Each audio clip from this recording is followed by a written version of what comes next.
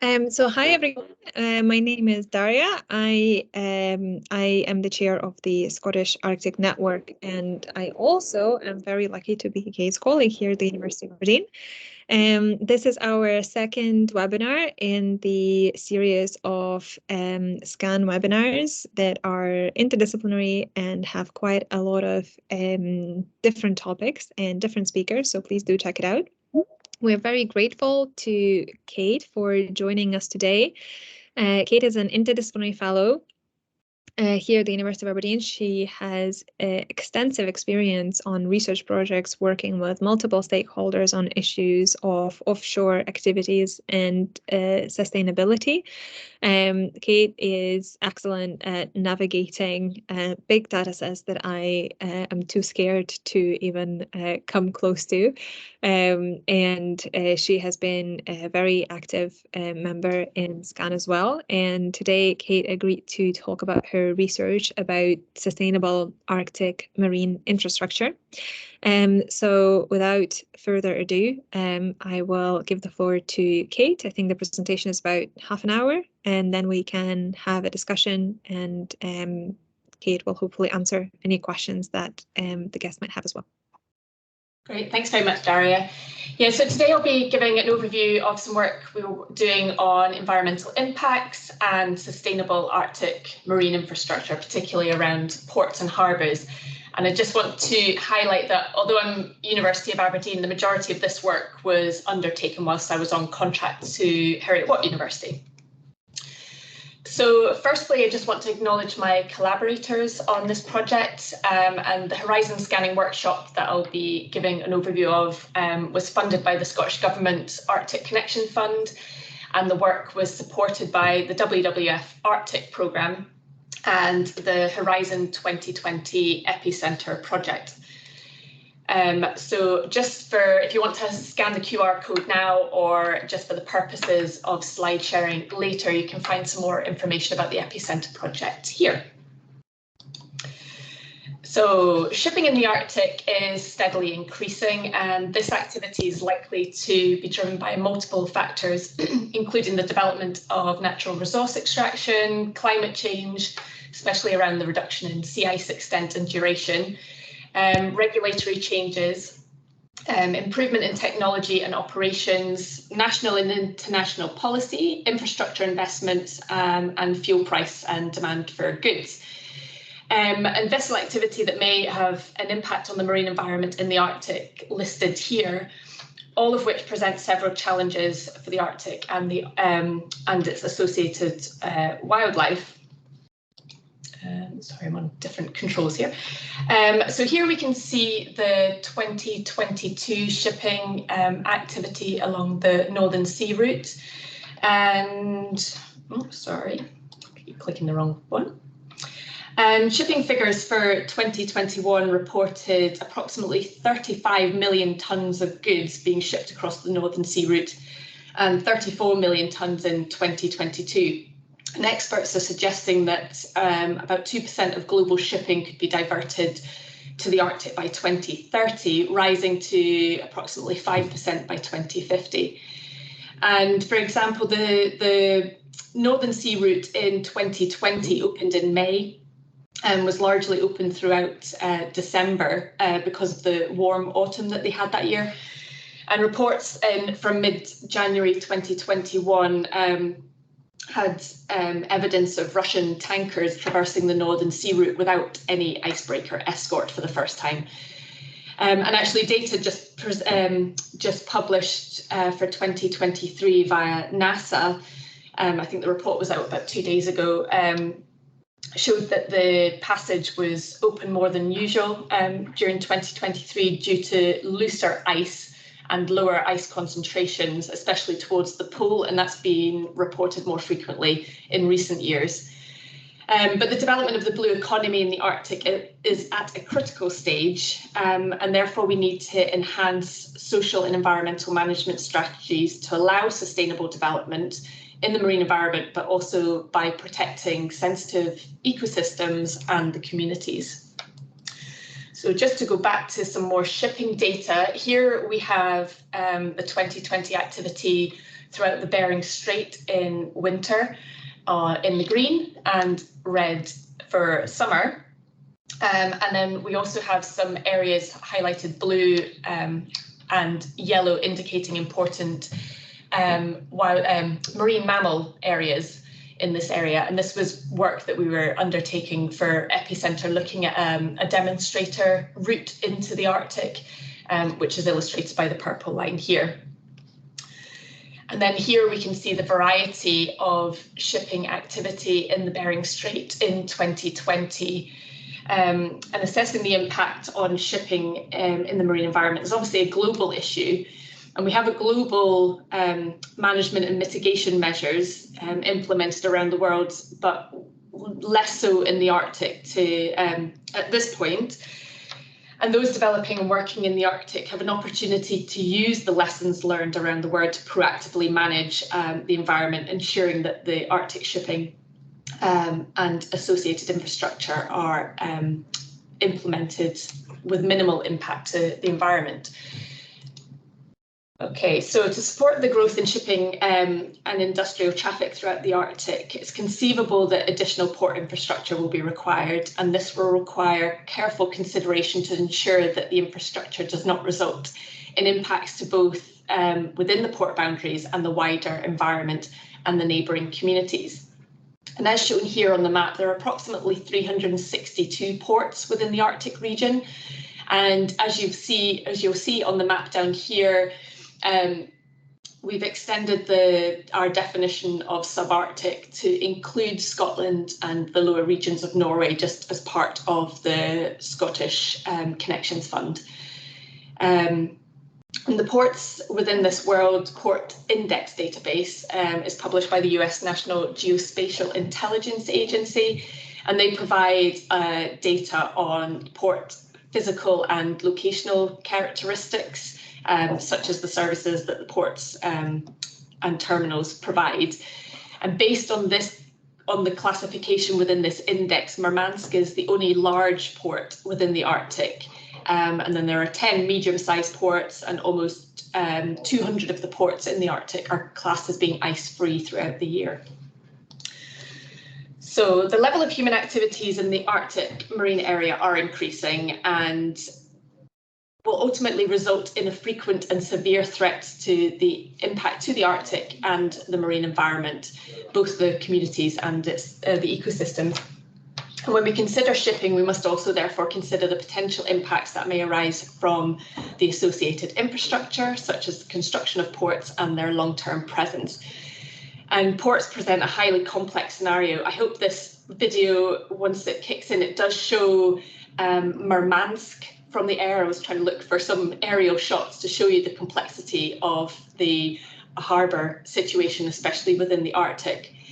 And the ports encompass a wide variety of activities linked to cargo, both cargo and passenger transport, merchandise handling to and from the port, large vessels manoeuvring, sludge and sewage removal, dredging, and the handling of goods. And these impacts may include the temporary construction impacts, such as noise and debris, construction traffic, suspended sediments, and longer-term impacts such as marine biofouling and potential for invasive species, or the alteration of water movement and persistent pollutants. So here we have a list of impacts, potential environmental impacts from both shipping and port infrastructure.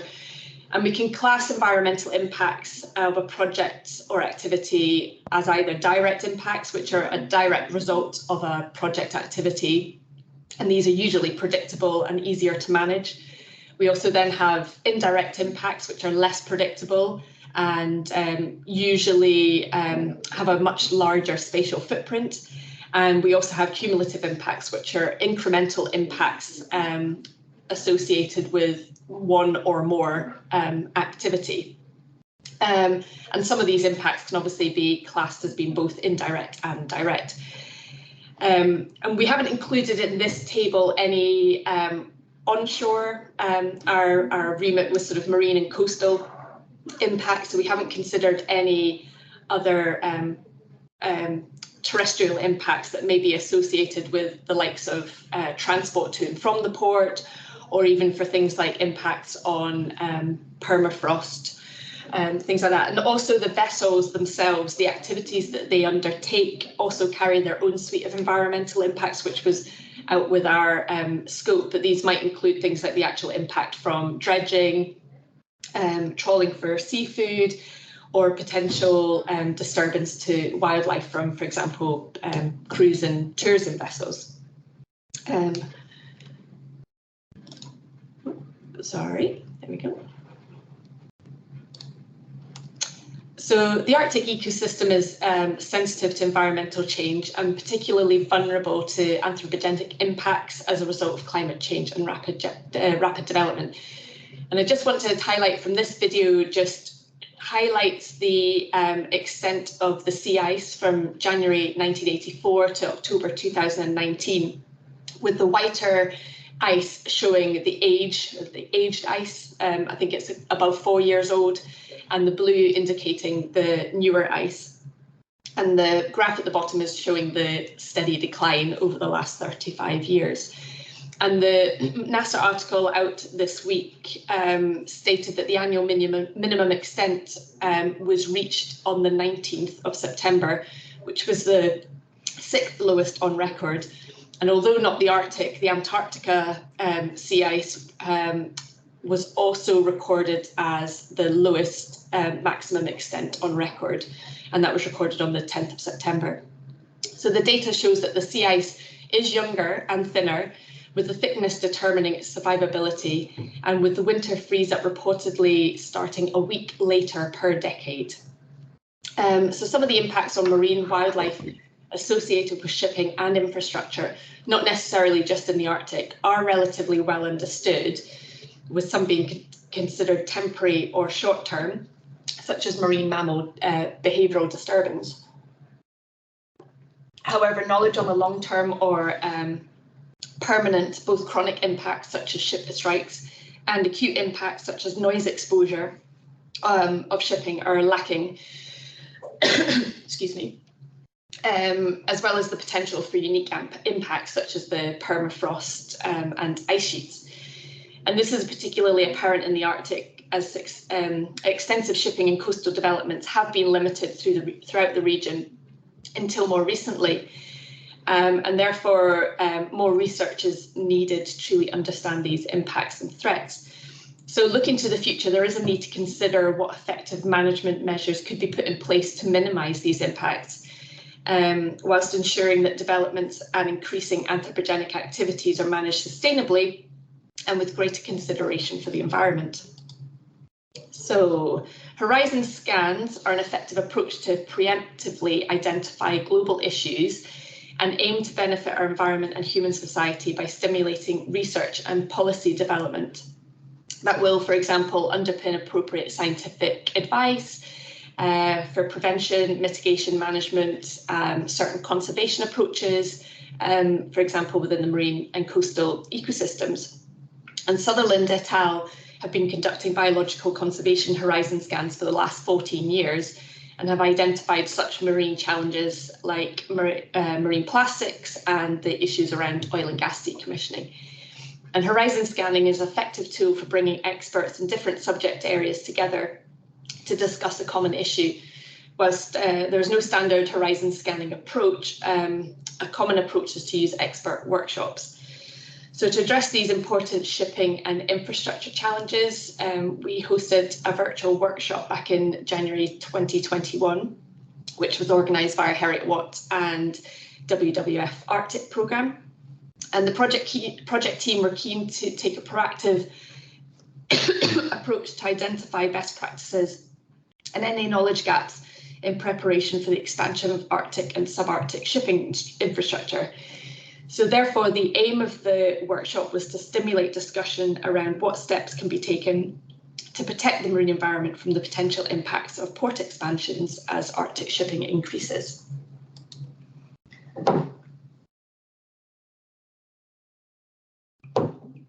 And participants at the workshop consisted of a broad and balanced representation from different stakeholder groups. And in total, we had 26 people representing different organisations and geographical areas attending the workshop. And the participants were asked to consider how we can prevent potential pollution events or substantial or pervasive stresses for any new or existing subarctic or Arctic ports. And the goal of the workshop was to bring together and engage key stakeholders in discussions that could help to inform the future development of port infrastructure, and particularly drawing upon their extensive knowledge and diverse expertise to identify examples of best practice and consider areas for developing and managing these port activities in a sustainable, environmentally sensitive manner. The objectives of the stakeholder workshop were to, 1, identify and explore future challenges for developing the Arctic port infrastructure sustainably, 2, discuss the potential opportunities and issues that could arise from these developments, and 3, to identify examples of best practice and technologies that can be considered or act as knowledge providers during any future development. And although the primary focus of the workshop was to consider environmental implications and management, participants were also encouraged to consider the cultural significance of subarctic and Arctic regions and the importance of these lands, seas and their associated resources to Indigenous communities and cultures within the workshop discussions. So prior to the workshop, the participants were sent a questionnaire to help shape the discussion sessions and focus areas. And the 6 discussion topics that were identified here, following the survey responses, the policy and governance topic was identified as cross-cutting, so we incorporated that within the 5 remaining discussion topics. So following the workshop discussion, myself and the project team compiled a report outlining the full discussion from the workshop and listing any best practice or case study examples that currently existed for port infrastructure globally. And the link for the workshop report is at the bottom of the page there. And following from the report, we analysed the outcomes and we identified key overarching themes which were common across each of the 5 discussion topics. So these themes were identified as utilising best practice and governance, community and Indigenous peoples' engagement and participation, common versus Arctic specific challenges, impact assessment including consideration of cumulative impacts and effects, and climate change. And the following image illustrates the themes and the main observations of the themes, and also outlines some opportunities that the project team identified. With the most notable opportunities include the establishment of proper impact assessment frameworks across a range of activities, including shipping and the life cycle of the port, and a particular emphasis on co-designed community and stakeholder engagement. For both shipping routes, although some work on this is already been undertaken by Jackie Dawson's group in Canada, and the development of new or expansion of existing ports in the Arctic. And we do appreciate that we were limited due to time within the workshop, and therefore there were some aspects that were missed in the discussion and were subsequently identified in post-workshop analysis. And these included marine spatial planning, marine protected areas, ecosystem services and natural capital, balancing local economy and global economy, the melting permafrost and salvage and wreck removal challenges. So change to the Arctic sea ice will result in a myriad of changes both for the Arctic and globally, and there are a number of sides to this Arctic infrastructure story. It's not as easy as just saying that port infrastructure shouldn't be built because of the environmental or societal impacts. And as the Arctic shipping inevitably increases, the lack of suitable port infrastructure to support vessels exacerbates the inherent risks of operating in the Arctic. Such as the vast distances that have to be travelled, dangerous weather and challenges for search and rescue. And arguably the Arctic as a whole could stand to benefit from increased shipping through the example of creation of jobs, although how much this actually benefits local communities is potentially debatable. However, a balance does still need to be struck. And through rigorous planning, regional cooperation and consultation with Indigenous communities, we can ensure that potential environmental impacts are minimised and traditional ways of life can be maintained, and allowing the local communities a voice in the protection of their marine environment and allowing them opportunities that may arise. Another example of just transition, lessons of which we hope we could learn from the current energy transition. And we will be continuing work on this going forward. For example, we're looking at further analysis on shipping routes in relation to Arctic cetaceans and the potential risks. And my collaborator, Emily Haig, will be presenting on this at a webinar at a later date. But we're also interested to hear your thoughts. Are there any other areas that we need to consider that we potentially have missed? And my collaborators, Dr. Lauren McWhinney and Emily Haig, will hopefully be joining me for the discussion after I've finished. Thank you for listening.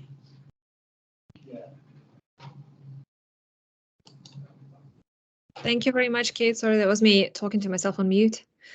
Thank you so much for sharing that. That was very interesting and very informative. I have a lot of questions. Maybe I'll kickstart before others have more questions. So if you have a question, you can type it into the chat, or you can just raise your hand, and we'll come to you for questions as well. So can I just ask Lauren and Emily if you've got your cameras, just so people can see. Joining. Lauren's more the Arctic expert, so she'll hopefully be able to participate. Hello. And apologies, I'm losing my voice a little bit, so it's a bit tricky. Thank you so much for joining, Lauren and Emily. So I have some questions about the methodology and how you did it practically. In terms of the workshops, did you do them online or not? How did you find them?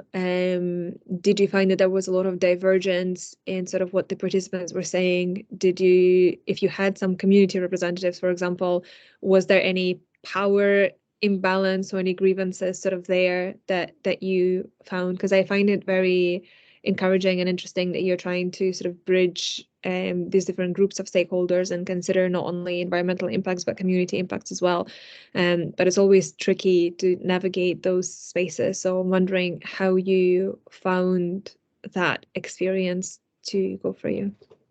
Yeah, so we had the webinar the workshop was entirely online. We were still January 21, so we were still bound by COVID restrictions, but actually it meant we were able to reach a wider range of stakeholders doing it online. We did have community representation from the port in Nome in Alaska, and they have been quite vocal about the concerns around the lack of consultation, particularly around the expansion of the port in Nome.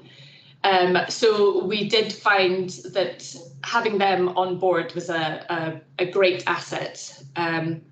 Obviously, we can consider we're all biologists from our organising background.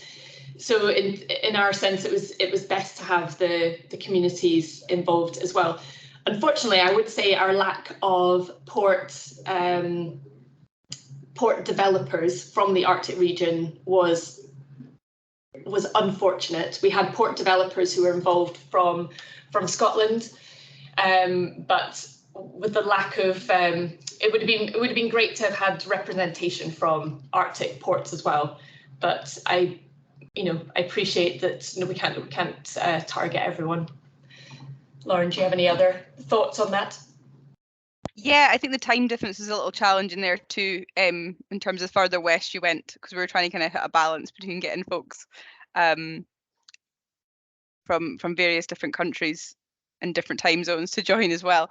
The previous Kate mentioned how we did do a questionnaire as well, and that was quite an interesting way also. So even if people that weren't able to attend the workshop, they were able to feed comments through the questionnaire, and we had a couple more community representative groups that were part of that as well. And I guess what we didn't have maybe in terms of port input, we did have different vessel user type representatives. So we had people from tourism and things like that joining, which used obviously the facilities. So yeah, I think it was largely successful. I think in terms of the challenges of being online versus hybrid, I feel like it's one of those things that I think sometimes they work completely online or they work completely in person, and it's when you get the hybrid that becomes really difficult to kind of stimulate discussion. The other thing we used actually, Daria, though, to facilitate it was we had kind of live shared boards where people, even if they weren't using mics or they're having challenges in terms of, it was in the Arctic, in terms of internet connection was a wee bit of a challenge, they were able to drop messages and write on the boards in real time that everybody could share and see. So there was kind of a multiple dialogue, and like Emily and the other workshop folks were kind of basically also live putting in other comments that were coming in the chat, because some people were joining by phone. So yeah, it was logistically a little bit of a challenge, but I think it also really worked, kind of capturing everything. Thanks, Lauren and Kate. Emily, do you have anything to add? No, I don't think so. I think they've covered it pretty well. I think the timing of was quite well during COVID times when everyone was in lockdown. I think people were more available and enthusiastic about attending things online. It would be interesting to see what website we would have. Yeah. Thanks, Emily. I think we have one question online currently about the focus of the project. So what is your scale? Do you, you mentioned terrestrial permafrost, offshore shipping routes, port infrastructure, you mentioned Murmansk and Bering Strait, and different impacts. What are the boundaries of your project? I guess geographical, but also impact-wise and maybe disciplinary as well. Yeah, so for I do cover a couple of different projects within this webinar. So from the perspective of the epicenter project, where we were looking at the Bering Strait, and that was purely just as an example. We were trying to set a case study area, and for our partners ACCA and Stenaline, the Bering Strait and the route that we had shown, it was sort of particular interest, and that project is looking at how they can model ice flow in relation to shipping routes. And our part of that project was looking at how we can create different management areas, in particular for areas of risk to marine mammals. So we provided them with areas of potential management, so vessel management, so slow down or areas to avoid. And then they were creating ice flow models to look at how our potential management rerouting would impact their ice flow models and, for example, fuel use. And then for our project focus for the port infrastructure, we were much more holistically looking at the Arctic in general. We didn't have any particular focus. We were just looking at what the potential impacts were, and we were bound by marine and coastal impacts only. So we were basically going from the port out to sea rather than anything from the port inland. So yes, we were bound by those, but that was just purely based on our expertise. It would be interesting to do the same exercise again, but looking at the impacts from a terrestrial perspective. Thanks, Kate. Oh, there's something just came through on the chat from Alan Thompson. Kate, thank you very much for your overview. I'm interested to know in your horizon scanning activity if you found or had any input from the new commercial space launch activity companies in states, UK, Iceland, Canada, Norway, Sweden, space launch companies firing rockets into space over the Arctic ice cap looking to deliver Earth observation satellites into sun-synchronous orbits, polar orbits. The activity assumes a risk of splashdown of spent rocket stages into, for example, the ESA of Iceland if launching from Scotland. Very specific question. Yeah, no, that's it. And the straight answer would be no, we didn't. However, I'm working with a company at the moment called SynMax, who have a product called Thea, and they are looking at using satellite imagery to track different types of vessels that may either be masking their AIS data, either illegally or accidentally, and also using it to track other objects. And they are about to launch a product for doing just that in the Arctic. So that may be somewhere that you might be able to get that information from. But I don't know, Lauren, I don't know if you've got any thoughts on that. No. But very interesting topic. But yes, I think the Thea by SynMax, they will definitely be looking at that type of thing, but wasn't a remit within ours, no. Thanks, Kate. I think following on that, the question that I have, of course, as a lawyer, is like, how do we get information about impacts? Is it all self-reporting by companies, or is what is the process of assessing impacts and interrogating it, scrutinizing it in some way? Is there any sort of other sources of information other than what the companies themselves are reporting? Largely, it would be down to environmental impact assessments undertaken by the port company doing the development. Obviously, shipping isn't subject to environmental impact assessment, which is, well, a shame, really. But yeah, and this is one of the issues that we did highlight, that there wasn't a clear framework for environmental impacts, and it will just completely depend on the country in which the development is being undertaken. And I think that was one of the main takeaway points from ours, and it's particularly around the cumulative impacts. If we're going to be having multiple port developments going ahead, particularly if they're in quite a close geographical area, say along a particular shipping route, then we're going to be seeing a lot more cumulative impacts. But yes, there's no framework, and there's no sort of joined up thinking around, say, transboundary impacts. Just kind of depends on the country. And speaking of countries, I mean, even before the war started, it was, well, at least in my research, I found it quite difficult to find open access information on environmental impacts around any activities, well, for me, pertaining to oil and gas in Russia or shipping in Russia. I saw you talk about Murmansk there. How did you find, navigating that space and making sense of finding the data, but also then making the data comparable and usable between different countries? Yeah, it's probably the biggest challenge.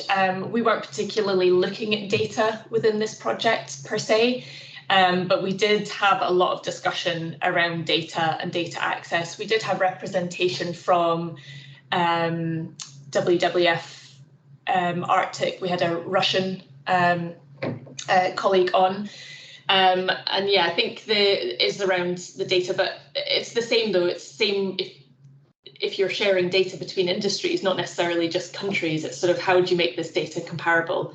And we're hoping that would be something that the Arctic Council could sort of potentially be a leader on, in terms of how we could actually generate this data and actually make it usable and comparable. Thanks, Kate. Yeah, well, we do have that agreement, don't we? But I'm not sure. Well, that's currently also slightly changed in terms of Russia's position within the Arctic Council as well.